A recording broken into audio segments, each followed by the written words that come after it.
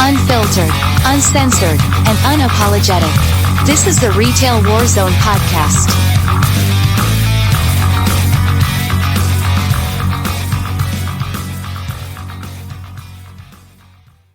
First thing to get out of the way is alternate communities. So I think we're sitting at about 30 or 31 members right now. It is the essentially forgotten community on Reddit. Kind of coupled with that, I'm going to give my thoughts on Twitter real quick. Something I thought about over the past couple of days. I know a lot of people are jumping ship, and there's several of us who have decided we're going to go down with the ship, just like the band on the Titanic. But a lot of people are jumping ship because of who took ownership. And it's interesting because social media, for all good that it does get kind of fickle. And a lot of the same people that have jumped off of Twitter don't like Bill Gates, didn't like Steve Jobs, despise Tim Cook, but yet they're using Windows, OS X, or iOS. Something to think about. Now, it could also be that there's not a lot of viable alternatives. I mean, there's Linux. Linux doesn't do a lot for, the non-computer savvy. But as far as alternatives for Twitter, all the different things we're looking at are really just carbon copies. It's not anything new. Mastodon, yeah, it basically, if you look at it, it operates like Twitter. I haven't checked out Hive yet. I know some people have. It's my understanding only 2 people run that joint. And if they don't get some capital and whatnot, I can see that crashing and burning real fast. And then, Reddit's a very peculiar place in itself. So just my 2 cents on that. It's kind of hard to complain about who's running the thing when you're using products by other people you don't like. So I don't know. What I would advise is use it to your advantage while it's there. Have an alternative waiting, and then speed on out when the time comes. Blame Tag says it's hard to get the billionaire's fingers out of your pie. Well, unfortunately, most everything we use, billionaires have their fingers in, and that sucks. Good evening, Erica. Happy biggest bar night of the year to all. Nice. Yeah, we're going to get into that stuff too. So what we're going to do, we're going to jump into the headlines. I've got a few here. We'll go over these and then we'll keep it moving. So headlines and headaches for this week. Called Stupid Little Hitler. Shop workers speak out as retail staff abuse rises. And then this next one underneath it, that's 2-part. The figures actually go with the headline. Somerset shop workers tell of shocking abuse from customers. And overall, the figures from the prior year, which that's what's in parentheses. So that's during the height of COVID. So as of now, that 71% have experienced verbal abuse, which is up. 48% were threatened by a customer, which is up. 5%, which was flat, were assaulted. 45% said they were not confident that reporting abuse, threats, and violence will make a difference. And 20% of those who had been assaulted did not report the incident. Next headline, LA's Fair Work Week ordinance passes, first city council vote. If you go read the article, and like last week, all the links to the articles are in the description of the video after it goes live. The one thing that they've got there is, I believe they have to have a 14-day notice on their schedule, which is huge, which would eliminate managers changing schedules at the last minute. And the other one was if they're not allotted, I believe it's 10 hours between shifts. If they come in sooner than that between shifts, they get time and a half. So that's something to keep a watch on and see if that's something that spreads. Your next headline, Black Friday may be dying, but retail workers are still getting assaulted. Life at the economy's bottommost rung is no fun when you go holiday shopping. Please be patient and kind.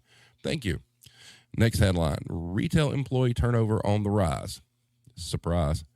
This is a fun one, and it's really interesting that the typo in the headline. But anyway, USPS will have fewer employees this holiday season, but feels ready. Good stuff right there, right?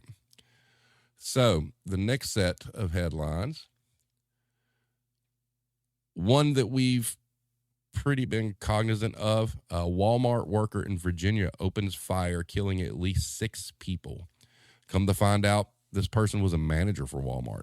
I'm not sure what level. It wasn't the store manager, but very, very tragic. And I'm sure we'll find out more as it goes on as far as, what the motives were. Your next headline, and this is a great one, for you guys in fast food. Man allegedly pulls gun on Wendy's employee after not getting sauce with his meal. Wendy's employees closed the drive-thru and called 911 after he allegedly drew a gun over a missing sauce packet.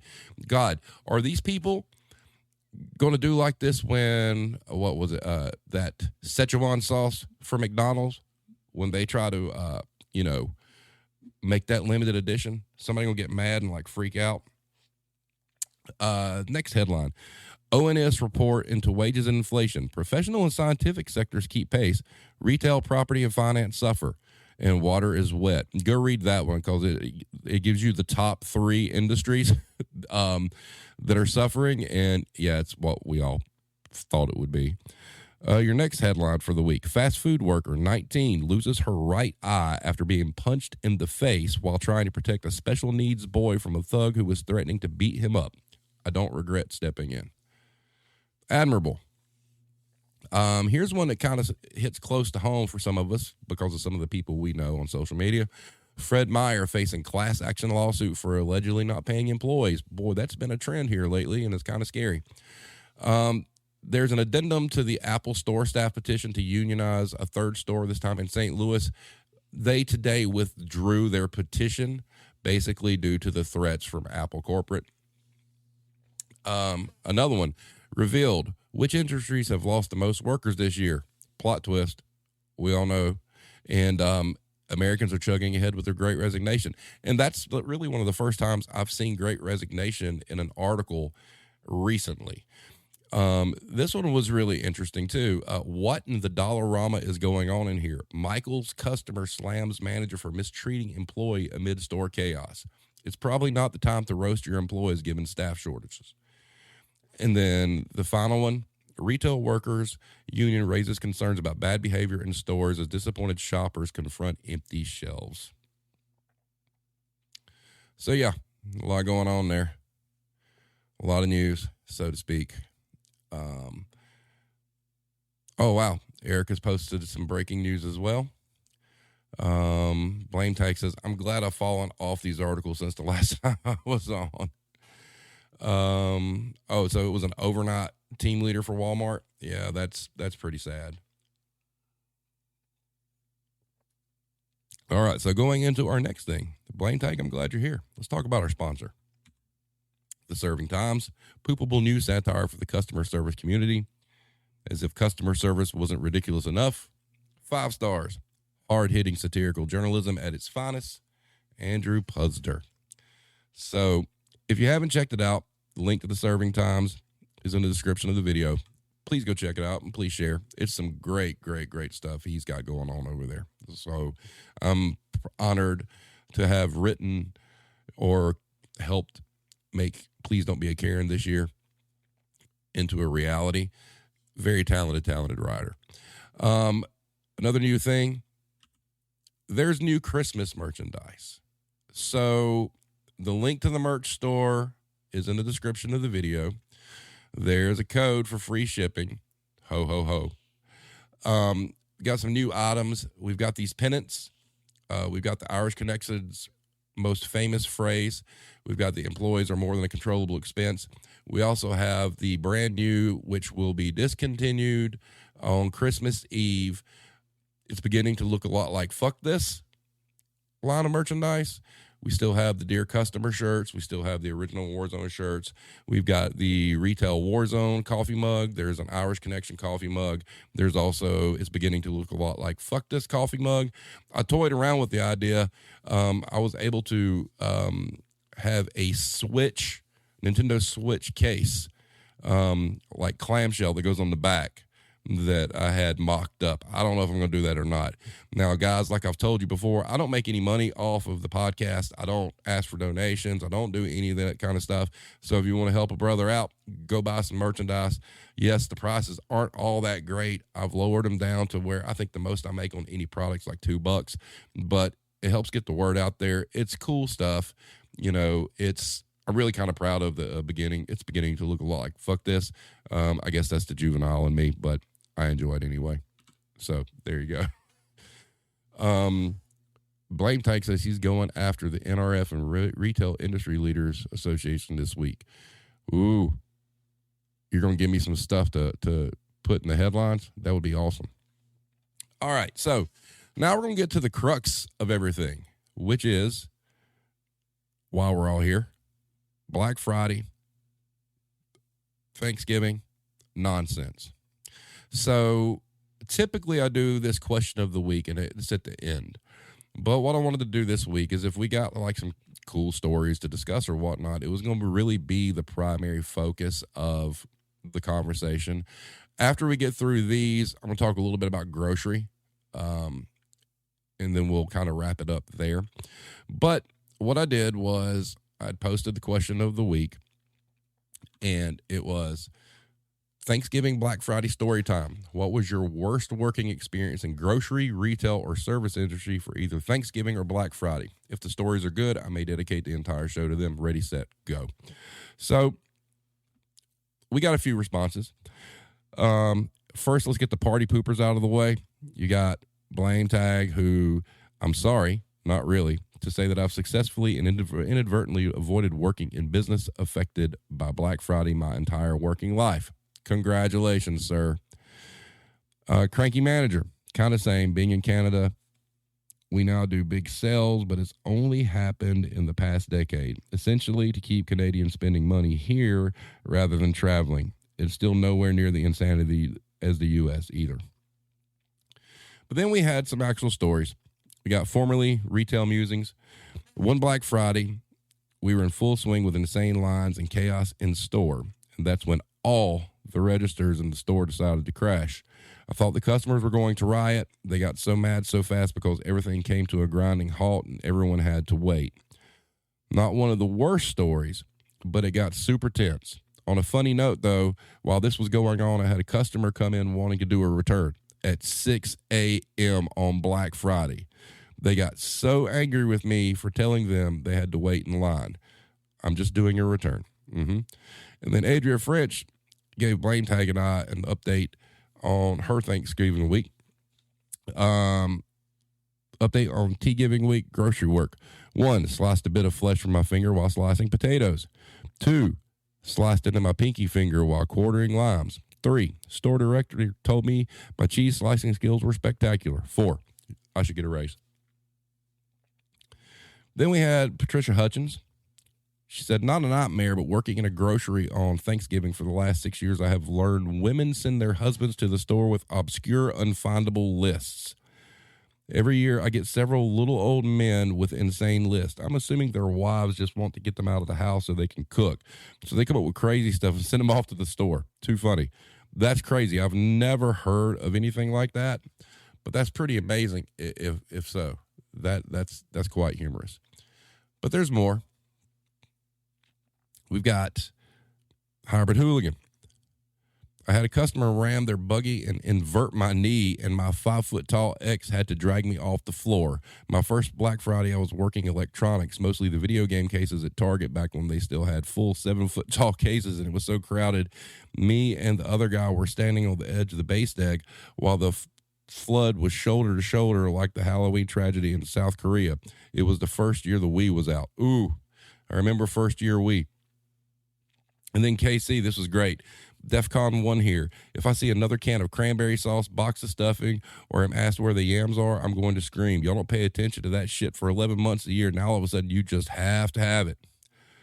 Facts. Then we got Drunken Server. Once had a group of 20 come in on Black Friday.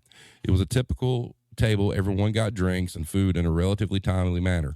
Although the check was $315, they each had a separate check. And the Karen of the group felt it necessary to say, Just so you know, we're going to be doing some Black Friday shopping, so you understand not getting a tip, right? I played it off saying, oh, haha, of course, thinking they were joking. Made 73 cents off the table. Then we got Pinstripe. My first Black Friday was at Target in 2009. They scheduled me for the opening shift in electronics. Everything went well for the first hour until this little old lady asked me for one of the $20 DVD players we were selling. It was the last one, and she was so happy. It was all she came out for and was for her grandson. She scurried away to check out up front. About halfway up, another woman approached her and tried to rip it out of her hand. Old lady put up a good fight, and the younger woman punched her square in the nose. The old lady went down, and the young woman grabbed the DVD player and went to check out. Asset protection and managers were informed, and the sheriff deputy we had assigned to our store was waiting for her at checkout. She caught an assault charge and went to jail. EMS came for the old lady, and she had a broken nose. One of the managers paid for the DVD player for her. That is awesome. I mean, it's unfortunate that there was violence, but that's pretty awesome that the manager, pitched out the $20 or whatnot. It's not that big a deal. So, but yeah, there's some stories, folks. Stories. So let's take a look at the chat, what we got here. Erica says, we thought the Tickle Me Elmo days were bad. Yeah. Blame Tank says, I know my wife and her mom sent me to Winn-Dixie today for green peppers and something called Moose Tracks. Oh, that'd be ice cream. That's tasty stuff too, bro. Tasty, tasty, tasty. Only if you get Mayfield, though, because Mayfield Moose Tracks is superior. But anyway, so, yeah, nonsense. Absolute nonsense. I think to date, my worst Black Friday still to this day is Kmart. That was this nonsense where we were open on Thanksgiving. I went in, I had to work overnight. We had like a sale that ran until the store closed on Thanksgiving night, which was like 7, I think is what time we closed. But then you had to put up hundreds and hundreds of sales tags and change displays only to reopen it. I think it was like 11. And then at 11 p.m., you get a bunch of people coming in only for 3 hours. Then you had to kick everybody out of the store, lock up, put up hundreds more different sale signs, reopen, rinse and repeat. I think it was 2 more times until the actual opening at 6 a.m. Absolute nonsense. When that was going down, if you're familiar with Kmart and you're familiar with layaway, all the register systems went down overnight. Now think about this. Kmart wasn't a smartly ran company, so the help desk was non-existent in the middle of the night. I think they only had one person there. But anyway, the entire POS system goes down. I have a guy with a shopping cart full of merchandise, and I'm not talking like some little basket cart. I'm talking like a big, deep shopping cart.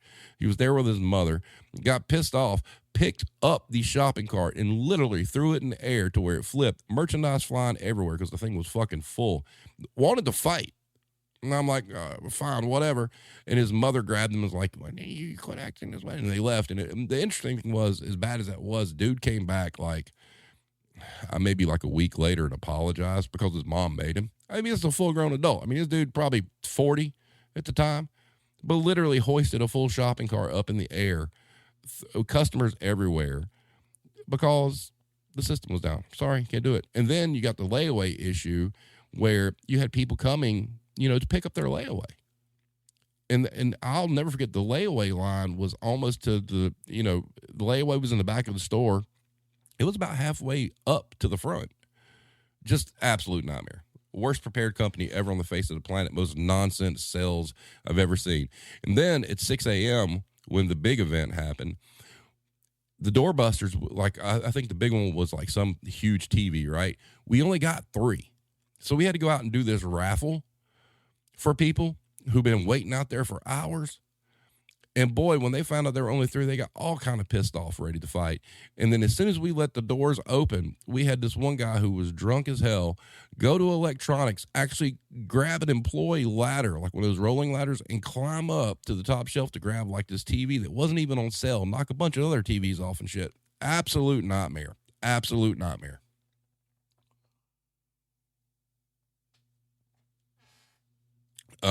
Hero says, a lady asked if she could leave her 8 to 9-year-old boy in the store at the door with me to get all her turkey bucks timestamped while she went shopping elsewhere.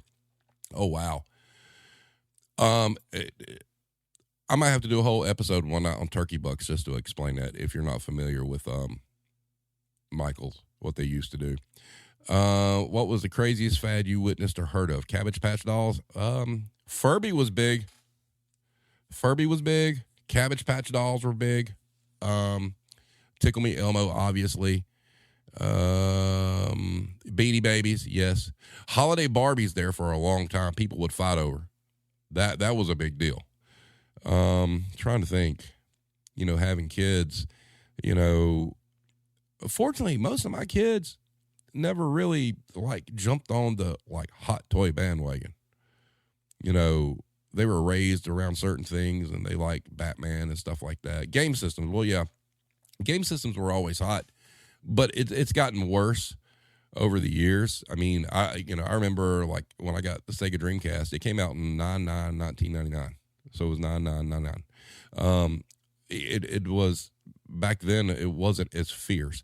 Now I do know the year that The Legend of Zelda: Ocarina of Time came out. That was a huge one, and I managed to secure one and put it in layaway at Kmart. There again, Kmart, long before I worked there, and go to pick it up, and they couldn't find it. And that's the first time and probably only time I've really went full Karen.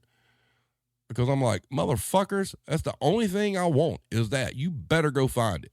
And it took a couple hours. I don't know if they pulled one out of a box, that just came in or whatnot, but by God, I got it. And, that was a big deal because that game helped my oldest child learn how to read, actually. It was kind of cool.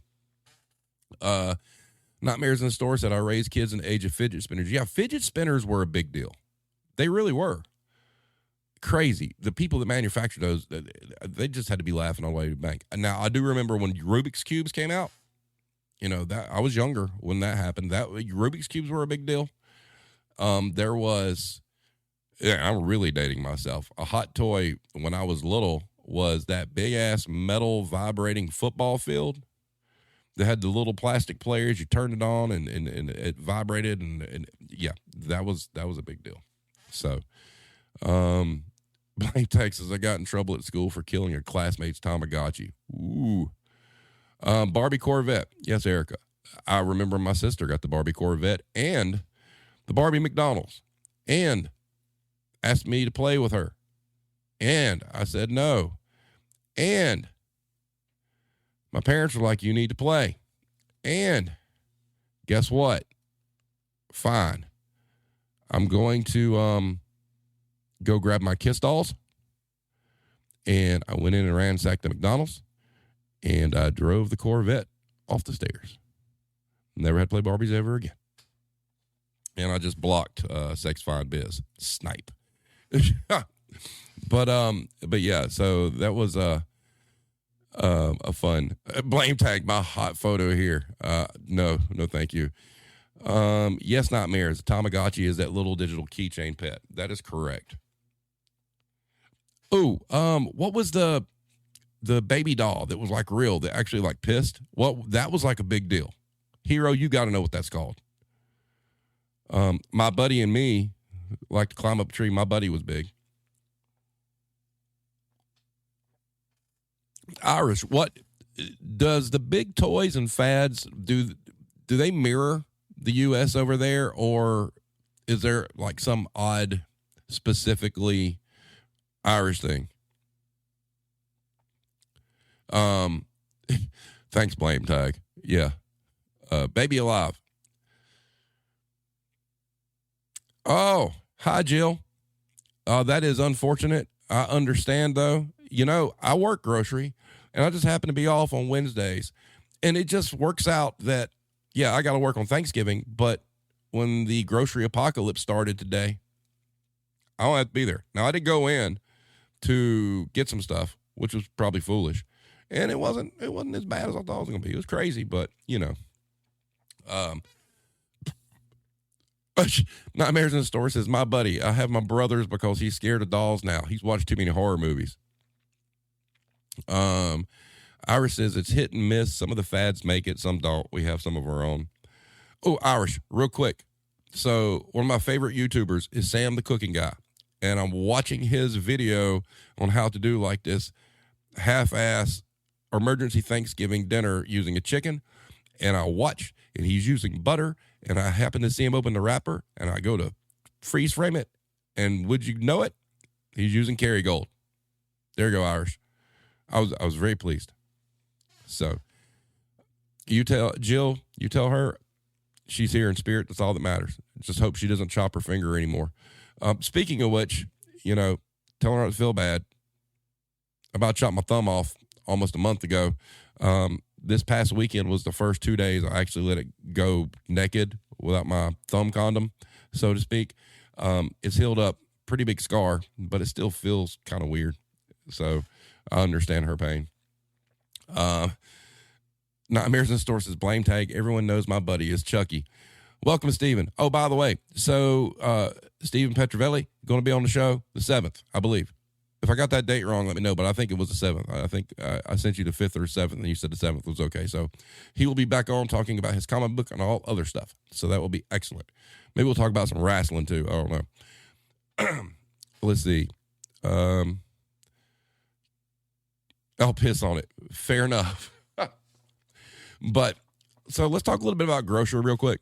I do want to cover this. So, the day before Thanksgiving is like, it really is the equivalent of old school Black Friday in retail. And I say old school Black Friday because I think Black Friday's pretty much dead. It's not the same anymore. And that's probably a good thing. I think it's better for these businesses to spread out deals over the month than, stampedes. I mean, yeah, Black Friday's still a thing. And yes, people are going to act a fool. And yes, it's going to suck. But it's getting lesser and lesser. And it's something that needs to die anyway. I mean, it's a dangerous situation in a lot of places. But nobody wants to buy the $50 can of cranberry I posted on Facebook Marketplace. That is because this year we were in better shape.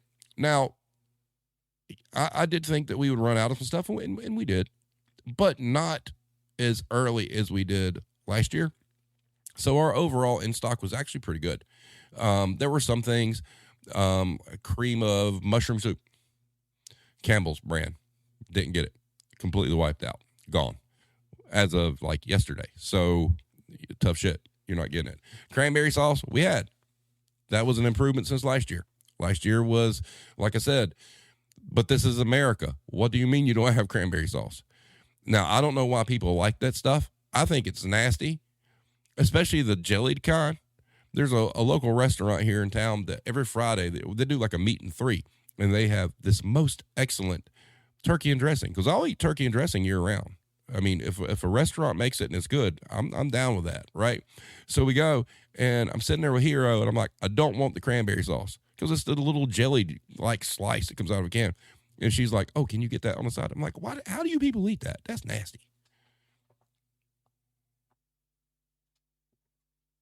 Can some nostalgia? Okay, nostalgia is one thing. You could look at a picture, but eating it, no.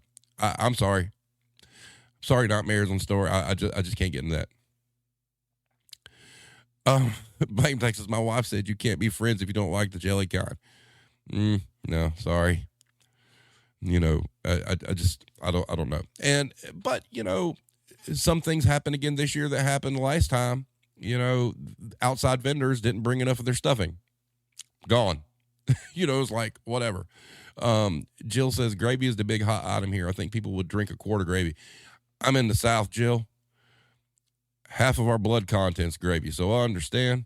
Yes, we sold an epic fuck ton of Heinz turkey gravy. Gone.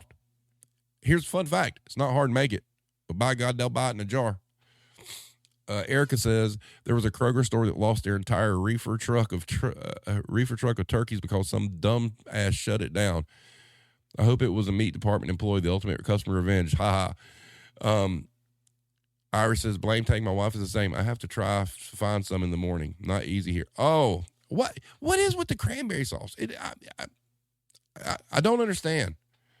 I mean, it's like you've got this wonderful, glorious meal with turkey and dressing and all this stuff, and they give you like cranberry. It's cranberry Jello. Can you not make cranberry Jello and it be the same? I mean, really? Same kind of texture. You could do a fun game for Thanksgiving. You can do cranberry Jello shots. There you go. so you're able to deal with the in-laws you don't like. Jill says, we make our own cranberry sauce here. Guess what? We use actual cranberries. It's not difficult.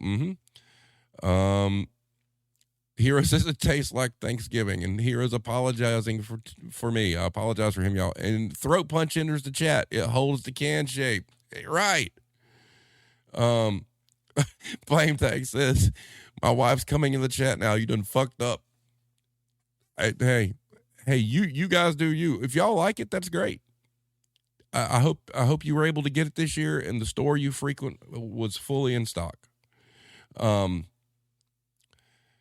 Nightmares in the Store.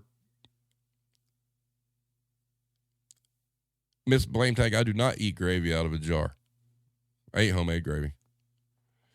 Hero can tell you a very interesting story about gravy in a jar. But anyway, no, but same thing, you guys. My mother, it is a staple. I mean, every Thanksgiving dinner I've ever went to, somebody's got it, but it's just not my thing. I don't know. I mean, to me, it's kind of like you got all this rich tasting food on the plate, and you get this plop of like sweet, and it's like, if I want sweet, I want like sweet potato casserole or something like that, not the jelly stuff. I mean, it's like jelly. I mean, you put that on like bread and biscuits. Steve is also a strictly dressing, not stuffing person. That is correct. Stovetop stuffing serves its purpose for I don't know what, but homemade dressing is the way. Ooh, Erica, that sounds good. Oven roasted Brussels sprouts with loads of garlic. Yes, Miss Blame Tag. A lot of people here evidently do eat it straight out of the jar because we sold a shit ton of it.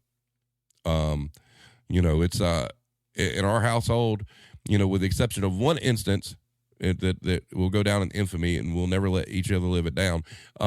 Both my wife and I, we make our gravy homemade.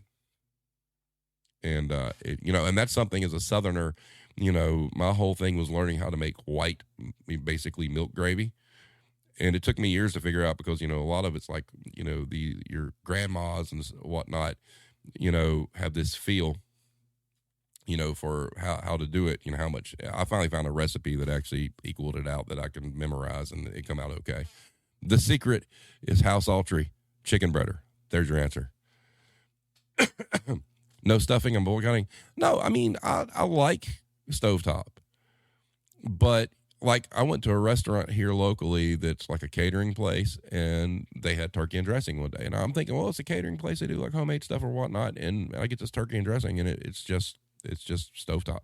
I'm like, oh, I could have done that at home.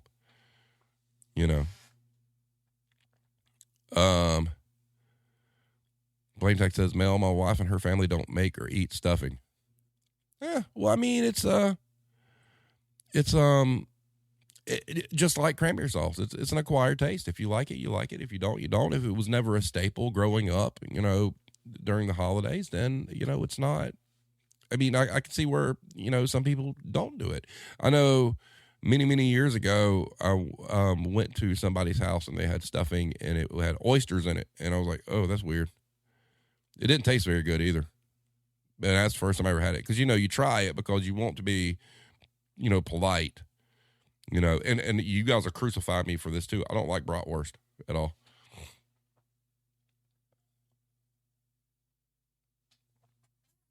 Jill says, I heard from Adria yesterday that a customer told her that she should drop what she's doing because the customer comes first. Customers don't know shit. Yeah, did Adria have a knife in her hand? Because if I'm not mistaken, does she work like in like a fruit bar, melon bar kind of situation? Because Hero does the same, and she's heard the same kind of nonsense. This episode did go in a weird direction. It really did, but that's what makes it fun.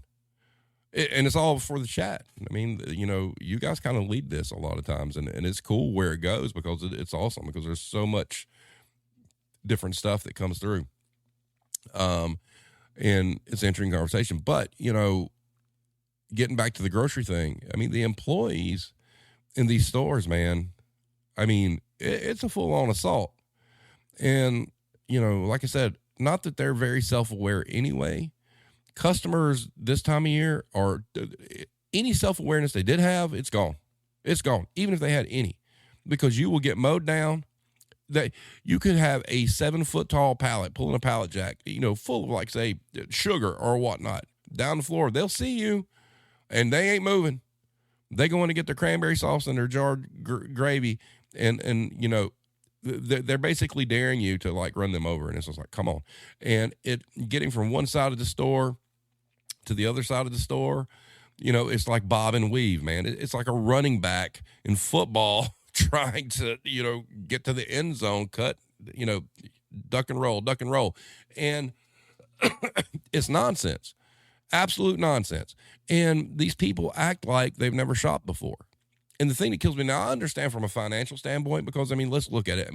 Due to inflation and stuff, prices have went up. People have the budget. Okay. So there are some people that probably were not able to shop until, like, this week. And I feel sorry for them because, they might not have had the option to get out and get what they needed to get. So they may suffer from the fact that, hey, these places are out of stuff. And that is unfortunate. And that's what makes the system so unfair. They may have had to pay a bill or something and say, oh, you know what, I got to wait one more week and I'll get everything. And they miss something, and to a lot of people, the holiday means a lot to them. Imagine being that kind of nostalgic person that Thanksgiving means a lot to you and your family, and you've got to put off all this stuff, and you finally get to the point where you're like, hey, I can go do this. And you have in your mind what you want to do, and you can't. And that does kind of suck. That's kind of terrible. But, today's Grocery Black Friday. It really is. And I do work tomorrow. And, I work 12 to 8 store. It's fine because you know what? It's not going to be that busy. Tomorrow's going to be like last minute. But another company that a lot of people don't realize that gets completely assaulted today and tomorrow is Dollar Tree. Dollar Tree, less payroll than a grocery store by leaps and bounds, is like the last minute destination for things that people forgot. Aluminum cooking pans, paper towels, paper plates, turkey bags, all those things. And it's a zoo. Hero is right. Foil pan chaos. To give you an idea, when I was at Dollar Tree, what would happen is you would get in this ridiculous shipment of foil pans. And literally, if you go into a Dollar Tree, the way it used to be, there was a table set up front. It was like item of the week.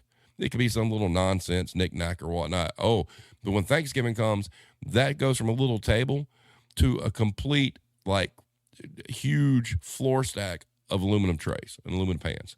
It's just ridiculous. Erica says, and you have so many Kroger employees nationwide working for free due to the pay glitch and dealing with the asshole customers on top. Yeah. Yes, that is correct. The payroll glitch thing, that's some bullshit is what that is. Blame Tech says, oh, and a lot of people at Winn-Dixie getting those full term. Yeah. Oh, another thing talking about grocery, Blame Tag, Winn-Dixie obviously is down there where you're at. Southeastern Grocers, the parent company of them, is looking to sell out.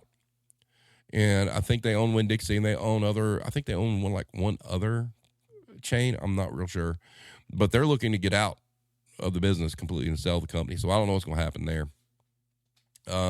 Hero says, cut the box open and run away. Yes. Erica says, black eyed peas for New Year's. Yep. Jill says, the biggest thing here for last minute things is whipped cream and butter. Yes. Yes. Welcome, Hybrid.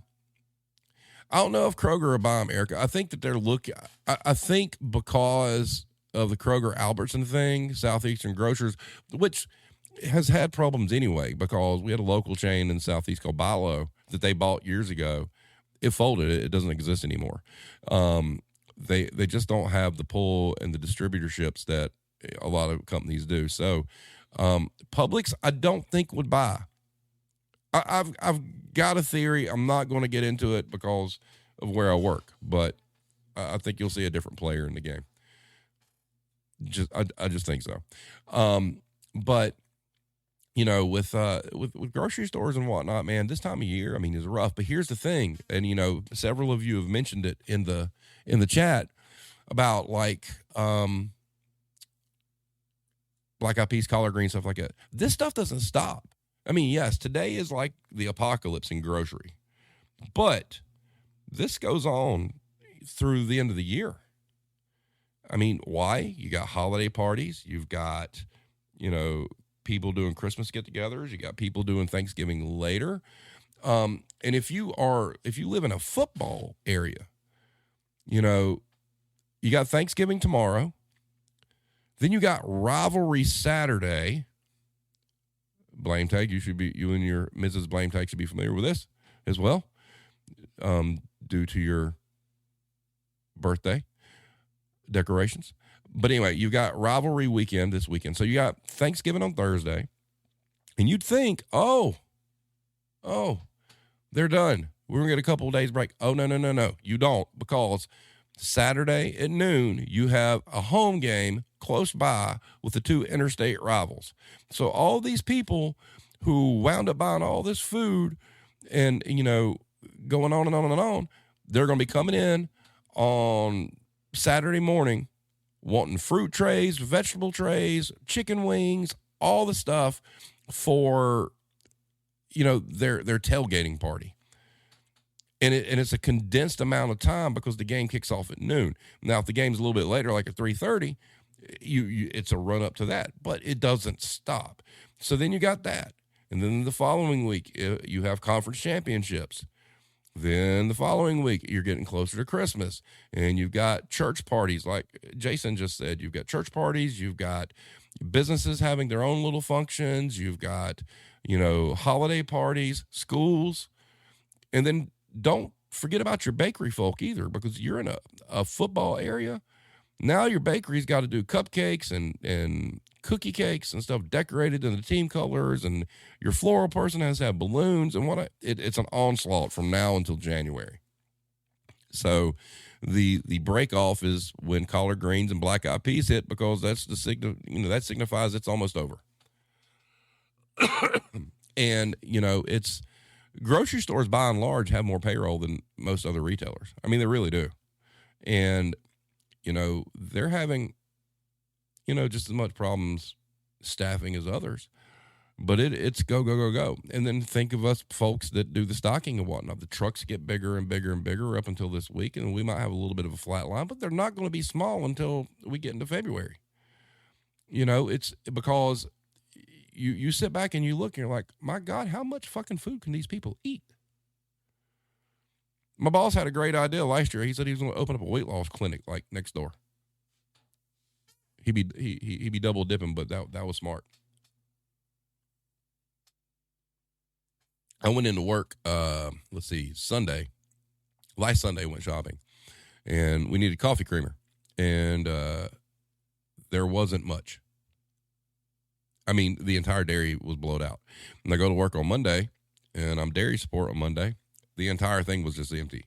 I mean, it's like, my God, how much can y'all buy? And you fill it up. Oh, guess what? By 4 o'clock in the afternoon, you're right back where you were. That's the thing about working in retail or grocery and you stock. You never are able to make it look good and it stay good. It is a constant, repetitious cycle of gluttony from people who will just come, completely annihilate whatever it is you just stocked. It's over and over and over and over again. But yeah, I mean, it's tragic, for the employees, because, it's hard, especially if you wind up like Jill or Adria or Hero or people like that are working in a production standpoint at a grocery store. If you're chopping fruit, you're chopping vegetables, you're making trays, you're making cakes, you're making all this other stuff. That's really hard, because you have to deal with people that want shit now. And it just doesn't happen that way. Or, there's a certain way you do a certain thing, and they come in and they want to custom order something that's just like out in left field and throws everything in a wrench. And you have people, I know this for a fact. Somebody can make a tray, put it out. It's 100% fresh. A customer comes up and says, no, I want a fresh one. Well, I just put that one out. No, I want one now. It is absolutely ridiculous. To kind of your point, Hero, why can they not understand ordering ahead? Probably Probably because of their concept of freshness. And mind you, these people are going to get in your grill over shit, over ridiculous stuff.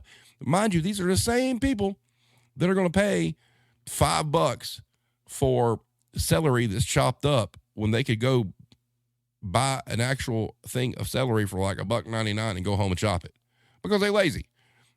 Just lazy. Like I said, we discussed this before. That bullshit is insane. But because they're lazy, and I guess maybe they think since they're paying more, they're entitled. No.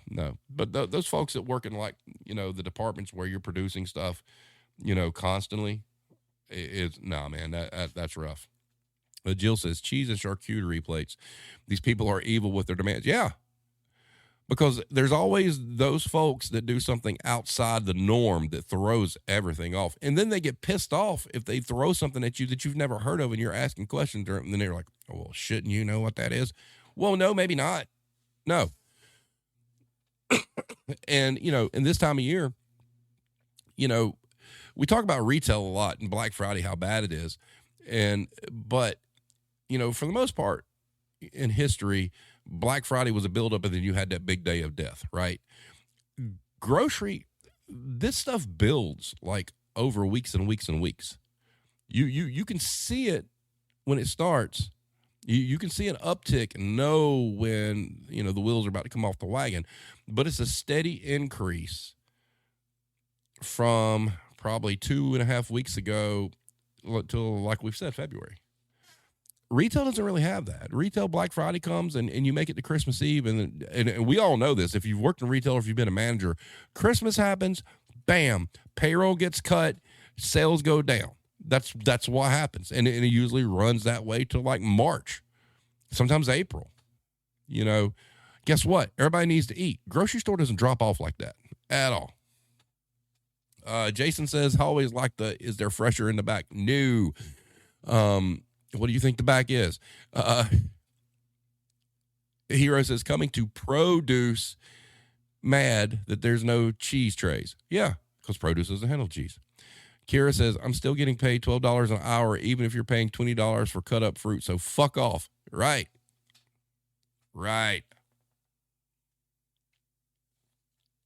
So yeah, I mean, grocery is, I think it's a secure business.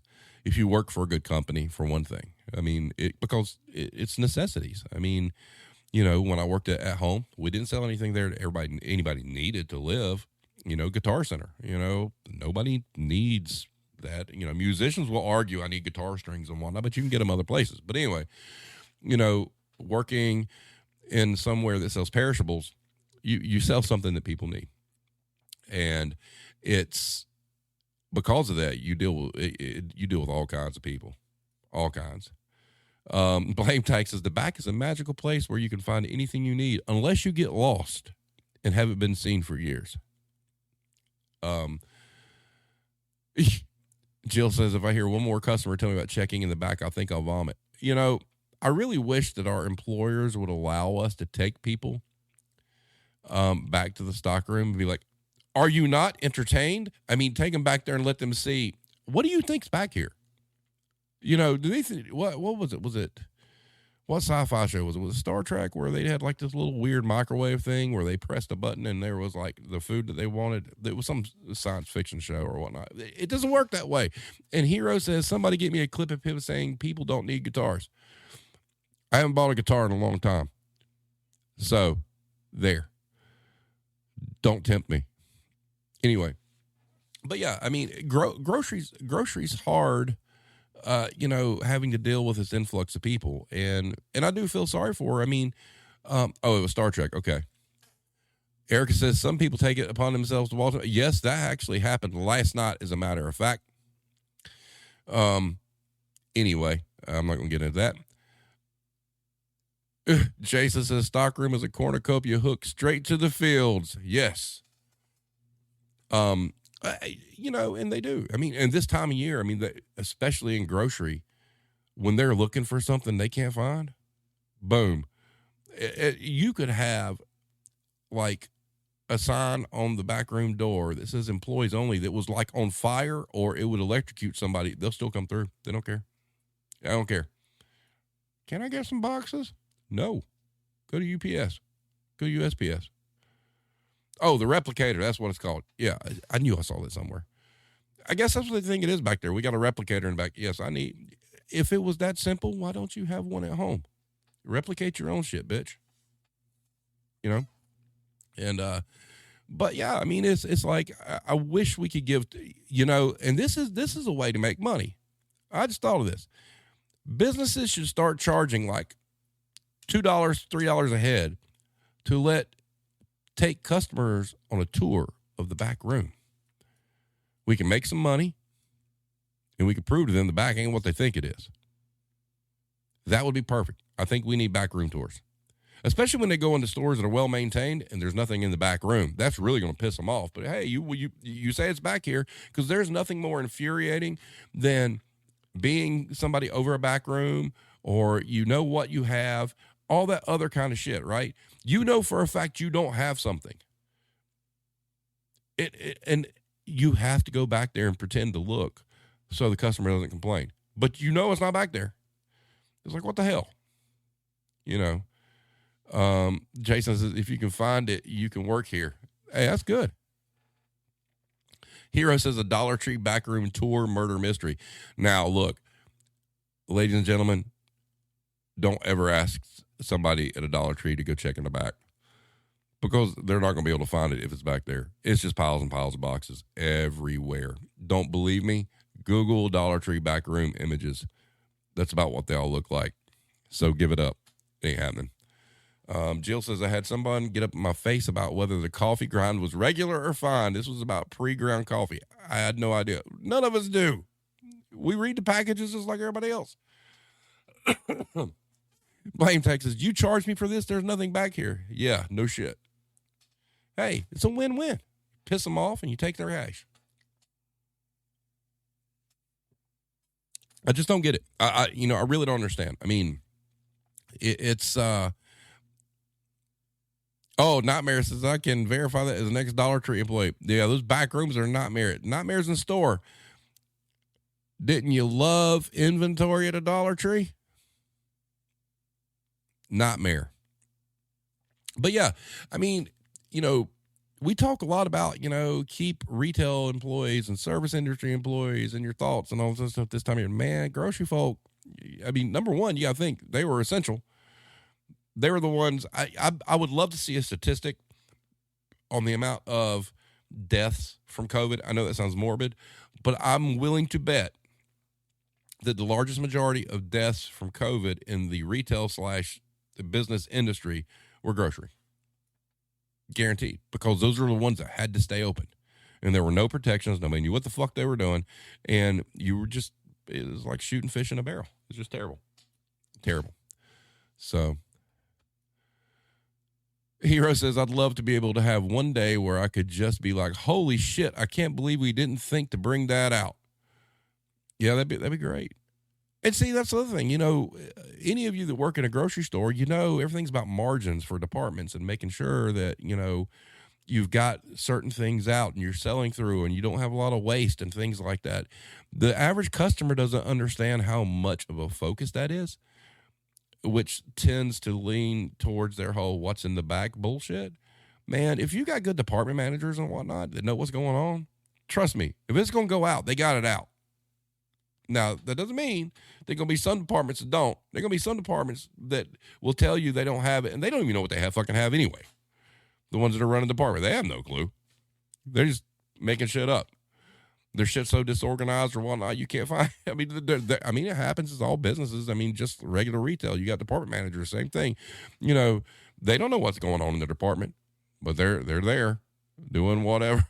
It does happen. But fortunately, where I work, in our departments, we got some pretty good people. And they've been around a while and they understand the business. It's not all of them. All right. And I'm not gonna say the whole place is great, but for the most part, most of our department people are on point. Blame Texas, I hate to say this and be the asshole, but I've actually found it back there 2 or 3 times. Stalkers running out of time and leaving shit. That's fairly factual too, especially in a business like yours. I can promise you it's not like that in most grocery. Well, okay. It's not like that in most grocery stores if you have a management staff and a stock staff that's worth a damn. That all hinges on that. If the staff's bad, chances are. But you got to have a good team, and that starts at the top with management and management hiring people and putting a good team of people together, and that's a conversation we've had before. Hero says, imagine being sad about being away from family this time of year and go day in, day out hearing this crap from customers. Real talk. The customer is full of bullshit. Don't take it to heart and let it get to you and take away something special from your loved ones. Agreed. I'm going to say something. I have been desensitized for the holidays. The amount of holiday damage that Hobby Lobby specifically did to me, it changed me as an individual. I have a wonderful family who is very nostalgic and loves the holidays, and I'm basically like Ebenezer Scrooge. I mean, I'm completely numb. It's unfortunate because I wish I wasn't that way, but I'm not going to fake it. I'm not going to act like, oh, look, there's the Christmas tree. Yeah, no, that's not me. But that's something to take into consideration too with the people that work these businesses.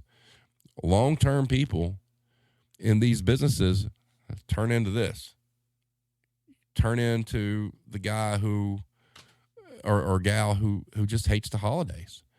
I'm a Clemson Tiger fan, and our head coach is Dabo Swinney. Love him or hate him, whatever. There's one thing he always talks about is he doesn't let people steal his joy. Well, that's not a lesson that I learned a long time ago because the retail business stole my joy. And my advice to everyone is don't let it steal yours because the holidays, for some people, that's their joy. And we can joke and, whatnot. Oh, Halloween's not even here. Why there's no Christmas and stuff like it. There are some people that means a lot to. It doesn't mean anything to me, and that's unfortunate. I wish it wasn't that way. But for those that it does mean something to, let it mean something to them. And that's something that I need to be better at too, because, holidays are just like, it's just a day off, yeah. Nightmare says, I've argued with customers saying it's not in the back, then checked and found it in the back and had to lie to save my pride. Yeah, that happens sometimes. Yeah. Jill says the problem is, why do customers feel entitled to bark at workers about finding stuff in the back, even though some other worker may haven't done something right? The customer should not get to dictate. That's the problem. It's. I had a conversation with somebody the other day whilst working, and they were complaining about there was something we didn't get in or whatnot. I'm like, fuck them. They can go to Walmart. That's where I'm at. Now, would I say that to a customer? No. I might look at them and be very, very nice, have customer service voice or not but be thinking, I don't fucking care, we ain't got it, go on. It's you just can't. But, and then Hero trying to call me out on my holiday speech, says the guy who put the Christmas tree up last year because I was working 1 billion hours. Holo may have broken, but he loves us. I do. But the holidays don't mean shit to me. That's sad. I don't give a damn about my birthday. I don't care about Thanksgiving. I don't care about Christmas. The only holiday I enjoy is Halloween. That's it. That's it.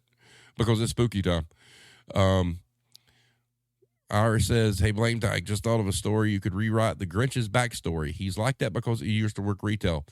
Oh, you better credit Irish because that is Jill, that is great. That is damn perfect. It's the Grinch's origin story. Blame Tag. You could be famous on this one. Like famous. Wow. Mrs. Blame Tag says, Mel, you're totally justified in not saving face. You're saving the world from false expectations that items are always in the back. Mrs. Blame Tag for the win. Perfect. But yeah, this has been interesting. And Hero's right. We live in an immediate gratification society, and that is terrible. And you know what's fostered that? Social media and, the information age. You know, now you need a recipe. Boom, you go online. There it is. You need this. Amazon. Boom, there it is. You know, technology. I love technology. A lot of it I think is great, but it's ruined a lot too. A whole lot. Blame Texas. I got a really good one from Ranty Coo. I got to be crediting a lot of people this season. Hero says, yeah, you see all the food those dang who's ate. Yeah. But you know what? You know, and this is great. I know a little while back here in the chat, I think it was Blame Tech said this took an interesting turn. This is what makes this great. This is what's cool, is having you guys in the chat just chopping it up over shit. This is amazing. This is the kind of stuff that, you know, I get my jollies on. It's cool seeing you guys throw ideas out there. It's cool seeing you guys talk about different things. It's cool that we can all have differing opinions and not fight. I mean, that's awesome, man. That's what makes all this worthwhile. Every bit of it. You know, I don't feel the greatest right now, you know, but I'm here. I mean, hell, last year I did an episode while I had COVID, you know. Oh, solidarity with rail workers too. I want to touch on that real quick. If you haven't been following that, if y'all thought Christmas during COVID was bad, if the rail workers strike, oh boy, y'all better hold on your hats. It's going to be something to see, because if the rails shut down, that's it. All right, Ms. Blaine Tag, we can beef over it. You know what? If somebody bought me a can of it and I didn't want it, I would personally send it overnight to you, just so you could have it.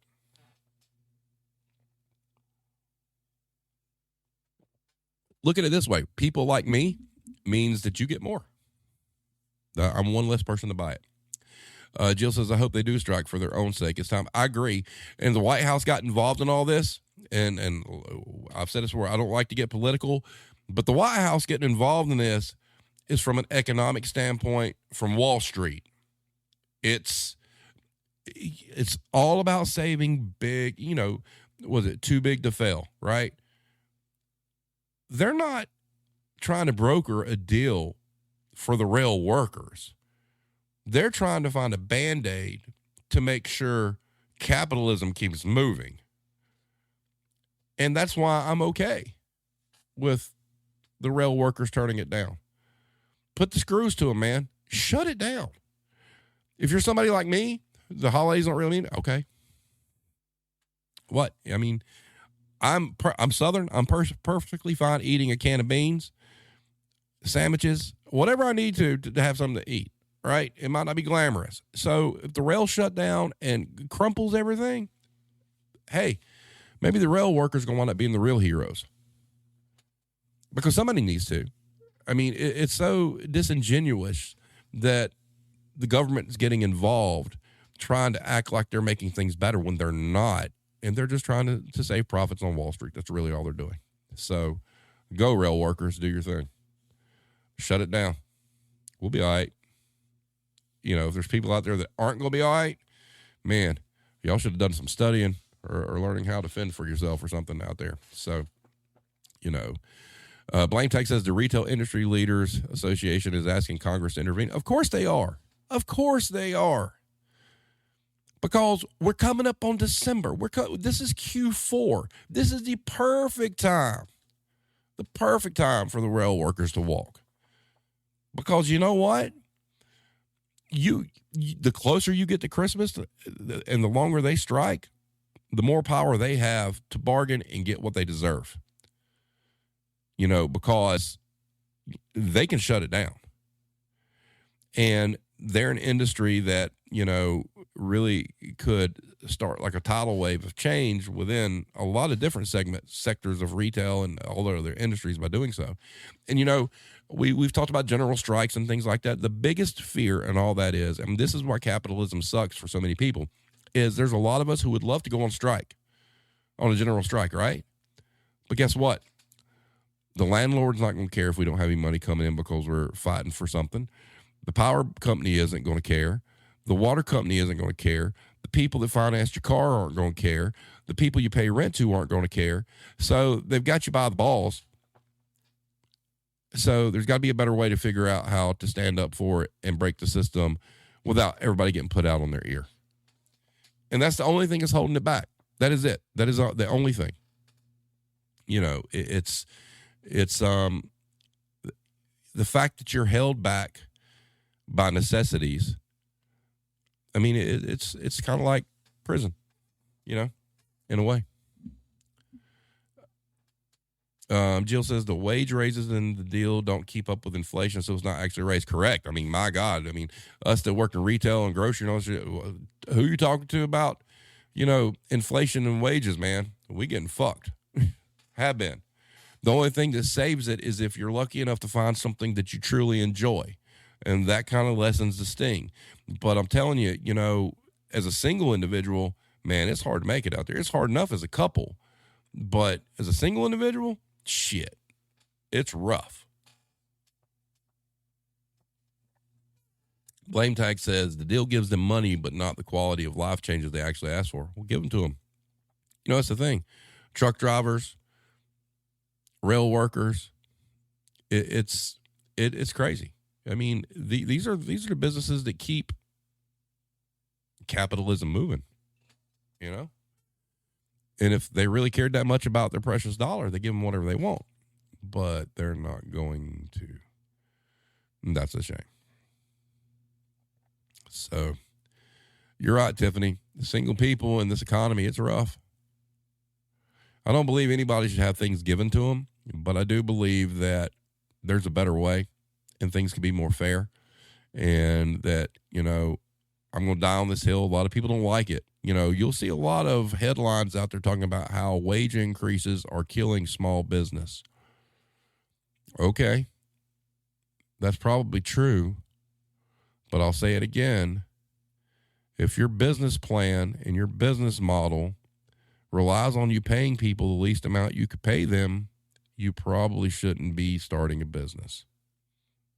And I get tired of hearing people complain about how, you know, my business is going under because I can't pay these people. Well, you didn't adjust with the times either. You know, it's fair's fair. Nobody's asking for a handout. I mean, some people are, but I mean, everybody's just asking for something that's fair. And when inflation shoots up like it has and wages do not match even at all, we got a problem. And don't get me started about, you know, the minimum wage for servers. That's some bullshit in itself. So, but having said that, we're sitting at hour 10. This has been quite the engaging conversation.